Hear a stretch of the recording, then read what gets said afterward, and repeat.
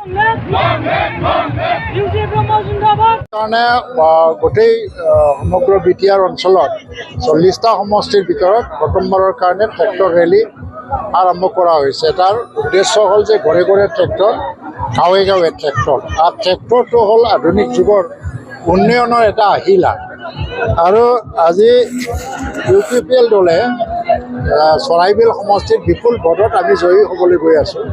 কাৰণটো হ'ল জাতি জনগোষ্ঠীৰ সকলো মানুহে BPFৰ দখলত থকা এই চৰাইবিলত BPFৰ পৰা মুক্তি বিচাৰিছে।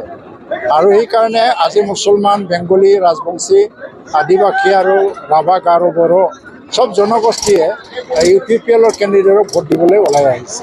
সেইকাৰণে মই ভাবোঁ যে ৰাজু নাৰ্জাৰী আটাইতকৈ বেছি ভোট লৈ পেলাই জিকি যাব।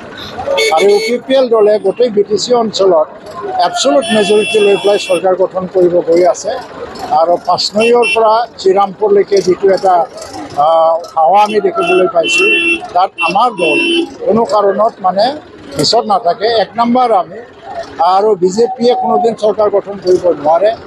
BPF দল 3 নম্বৰত থাকিবও পাৰে, কিন্তু কংগ্ৰেছ 4 নম্বৰত। বাকী দলবিলাকৰ ইয়াত কোনো স্থিতি নাই। মেজৰিটি মেক্সিমাম 30টা আমি চেষ্টা কৰি আছোঁ, 32টা, কিন্তু এবছলুট মেজৰিটি লৈ পেলাই চৰকাৰ গঠন কৰিব। ট্ৰেক্টৰৰ ৰেলী, এই ৰেলীৰ যোগেদি আমি বিটিআৰবাসী ৰাইজক এটা মেছেজ দিব বিচাৰিছোঁ যে শান্তিৰ নায়ক প্ৰমোদ বড়ো ডাঙৰীয়াৰ চৰকাৰ আকৌ এবাৰ আহি আছে 2025 আৰু 2030 চনলৈকে।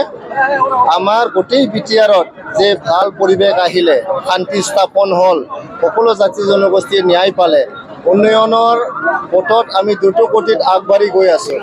এই সকলো দিশটো চাই গোটেই বিটিআৰৰ ৰাইজে প্ৰমোদ বড়ো ছাৰক আকৌ এবাৰ আশীৰ্বাদ দিছে। আৰু 2025 চনৰ পৰা 2030 চনলৈকে প্ৰমোদ বড়োৰ চৰকাৰ খাটাং হৈ গৈছে। এইটোৱে মেছেজ আমি আজি 101টা ৰেলী চৰাইবিল সমষ্টিত কৰি পেলাই দিব বিচাৰিছোঁ।